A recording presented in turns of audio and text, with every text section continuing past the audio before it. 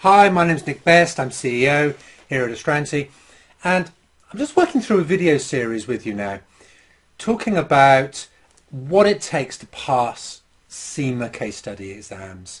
And I'm going to share with you my experience. If you watched my last video, I was telling you my personal experience where I failed what was the equivalent paper when I was taking my exams, and what I learned from that, and then what I've spent the last 25 years mastering in order to really help students in the best way. So in this video, I'm going to share with you what was the biggest lesson that I learned when I was taking my exams and where I was going wrong. In the next video, I'm going to show you the biggest lesson I've learned since then. I've learned masses of lessons because it's just like a snippet of what it takes to pass a case study, but it is the most important thing. So with that in mind then, what is it? What's that most important thing? One thing that I see lots and lots of students do, and indeed what I was doing myself, is writing in a very unstructured way, writing like a big essay. This is particularly true of people who came to accountancy having done things like history or English or those sorts of subjects, because in those subjects you have to analyse and you have to write in long essays. In fact, my son is studying business at university, and what was interesting recently was I was helping him with one of his essays and I was showing him the technique that I would use. I've taught people how to pass accountancy exams. He handed it in and he got a bad grade. I felt really guilty because they didn't want that. They wanted big long paragraphs. In fact, he had a comment, paragraphs are too short. You know, the structure it takes to pass an accounting exam is very different from what people study at university. So the problem is that they don't like headings. They like long text with loads of detailed analysis. And that's not what it takes to pass an exam where you have to sit it in 3 hours, where actually they're looking for really good practical business advice. That's what the CIMA case studies are all about. Are you getting out, advising, getting out the right points, advising the company on what it takes for them to improve in a particular area? What are their weaknesses? What are their problems? How do we solve their problems? So, what is the structure that you need to use? The first thing you need to do is you need to take a look at the question that you're being asked, and you need to think, okay, how many points am I going to be making? So let's say we are taking a strategic case study. I mean, it could be any of the case studies really, but just say it's the strategic, because what happens in the strategic case studies, you tend to have 3 questions of an hour each. So you've got an hour. That means that is about 33%. And although the way the exams get marked, you get marked out of 100. I know the final score you get is a scaled score. It's not out of 100. But when they mark it out of 100. So there's effectively 33 marks available for that question. And let's say there's 3 parts in that first hour question. Well, that means there's about 11 marks going for the first part. And what you need to be thinking is, okay, what's my structure? How many points do I need to make? Now, what typically I see people doing is they go, oh, here's a question, right, what do I know? I'm going to start writing. What else do I know? I'm going to start writing. What else do I know? I'm going to start writing. And what they haven't done is they haven't thought about, do you know what I need here? I've got 11 marks, and typically that will mean you need 5 points. Okay. And so, okay, I now need 5 points. And because I need 5 points, what are my 5 points going to be? So let's say we had something like an example of the scenario was the airline industry, and it was an airline, and the question is, advise the company whether to outsource their onboard meals or to keep it in-house. Now, in the real world, it's more typically outsourced, and I suppose the question is well, why is that really? If we assume in the scenario they're not, then we have to kind of advise them. Okay. So then what you need to do is you need to think, okay, so now that's the first part of the first question. I need 5 points, not just write as much as I can in the time. In fact, I tell you another problem that happens when you go write, is you've got a third of your time there, and you'll probably do some upfront planning, which I teach you in my case study course. You'll probably do that. But once you've done some upfront planning, say 15 minutes, you've got 45 minutes left. You've got 15 minutes to write your answer out once you've kind of gone through. So you've got 15 minutes or so. What tends to happen? People write. If they don't spend 15 minutes, they spend 20, 25, 30 minutes, and they suddenly find on the last parts they've just completely ran out of time. That is a mistake I've seen time and time again. In fact, that's more of a mistake that I've seen since I've been tutoring, rather than, you know, the lessons I learned when I was taking mine, which is what I'm supposed to be covering here. But anyway, it's all good if you understand that. So you've got 5 points to make. Don't just write. Just think, okay, I've got 5 points in your in the Pearson VUE system.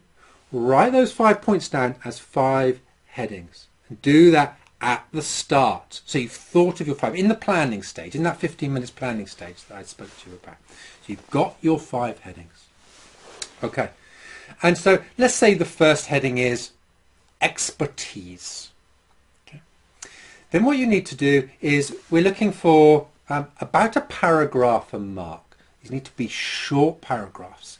So again, what you're doing here is you're not just writing loads of stuff and telling the marker, well, there's a big long section, you know, find the marks in there. You're going to the examiner and you are saying, here, this bit here, this first paragraph of about 4 lines, that is 1 mark. Give me 1 mark for that. Just 1 mark for that bit. And there's another one of 4 lines.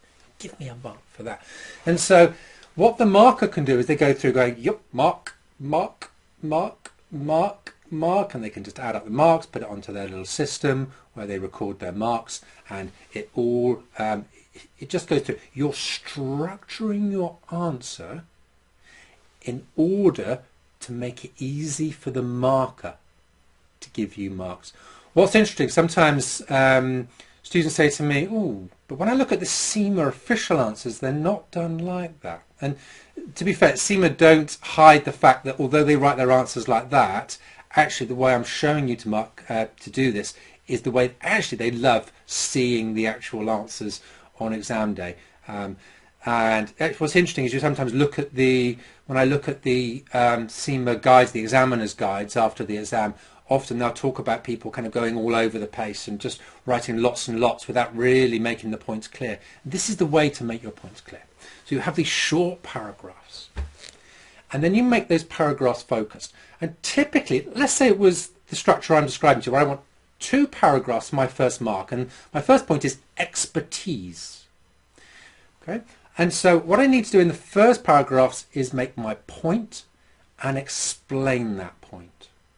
So I will say, the outsourcing company are experts in producing food for various airlines. They have a number of clients and experience in what it takes to produce high quality meals, to produce those in a way that works in that limited environment on an airline. They've been doing this for 25 years, let's say that was in this scenario, and they can use that full expertise to provide the best quality meals for our customers. So you make your point, and then you're explaining that point as to why they are experts. So the point and the explain in the first paragraph. The second paragraph is relate. Point, explain, relate. And you're going to use this again and again and again. You structure your whole answers around point, explain, relate. So relate means relate it to the case study.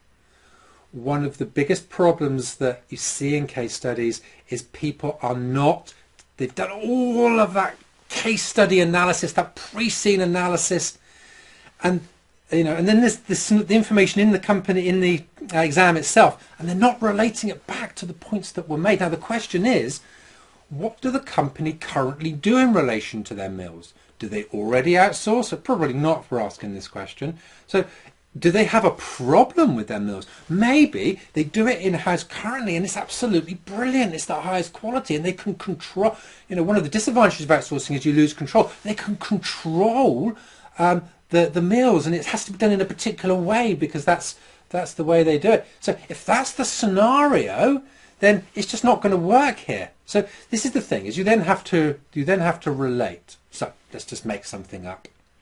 Currently, we make our own meals in our own facility. There have recently been complaints in terms of the quality of these meals, and as an airline, it's difficult to be an expert in both running and managing an airline and also a completely different field such as producing food. Therefore, using an external expert where they can just focus on that expertise would be an advantage. It's about 4 lines. Okay, and when I say 4 lines, your CIMA answer boxes are quite long actually, and the text is quite tall. It might even just be 3 in those long boxes there. And then I've already got my next heading, of course. I go to my next heading, I go below that heading, and I do my next point, explain, and the next paragraph, relate it to the case study. Every single thing you do needs to be related to the case study. It is not a theoretical exam. You simply won't be passing if you've got an answer that is just the theory of advantages of outsourcing. It just won't work. So, yes, that is that's the structure. So you have your headings designed around the mark scheme, which you've had to work out based on the timings. You get your headings down first as part of your planning stage. Then you write, you point and explain, and then you go relate. Now your point and explain and relate, it might be that you've got a section that's 10 marks and there's lots of points. You know, it's just one. I can come up with 10 points here. And so I'm going to have 10 headings, 1 point each. And you go point, explain, relate very, very quickly. The external providers are experts and have produced quality meals for many airlines. That's my explanation. Relate. There have been recent complaints with our food, and using them as an external supplier would help us to improve the quality and therefore customer service and satisfaction.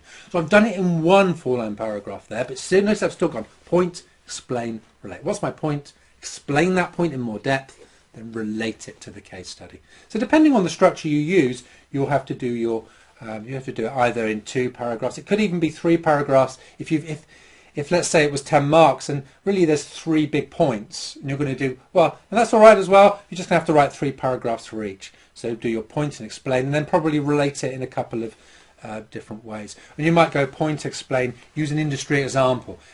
Industry examples in the case study, very, very useful as a way to get extra marks. And so you might go point, relate, industry example. So, in summary, headings structure your answer around the mark scheme, around how much time you've got for that section. Those headings are critical to your structure of your answer. What I should also say, they're critical to the markers, because the markers see the structure and they see the key points by seeing the headings. They know you're on the right track just by seeing the heading. You know, expertise. Okay, yeah, that's a good point. Okay, they don't have to read lots of text. Go, oh, expertise. Do something they already know before they're even reading. It makes their life so much easier. Headings, point, expertise, explain why that's beneficial. Okay, relate to this scenario, this position. That relating so important because expertise may be an advantage generally, but what about this company? If they are already the best quality food producer in-house, then why would it be an advantage? Well, it wouldn't be. Those qualities like to go down. So you have to say, in this case, is that normal advantage? Is that normal issue? That theory, does it really apply here? What do we think of it? Point, explain, relate. Structured answer based around the mark scheme. If you can do that, you're 90% of the way towards passing your exam. And practice that structure as you're doing your mock exams, as you're practicing your practice questions, and it will make an enormous difference to the marks that you earn. I go back to my 45% up to my 69, and my student 39 up to 69. Both of us actually, we really knew the theory. Both of us actually worked very hard, but the difference when we produced structured, focused answers was enormous, and it will be to you as well. So, good luck as you go and approach that and do practice that. In my next set of videos, I'm going to be discussing a key lesson I've learned since I've been tutoring CIMA case study. When I've been in class watching people do mock exams, then I'm seeing the scripts that they've got and I'm marking those scripts.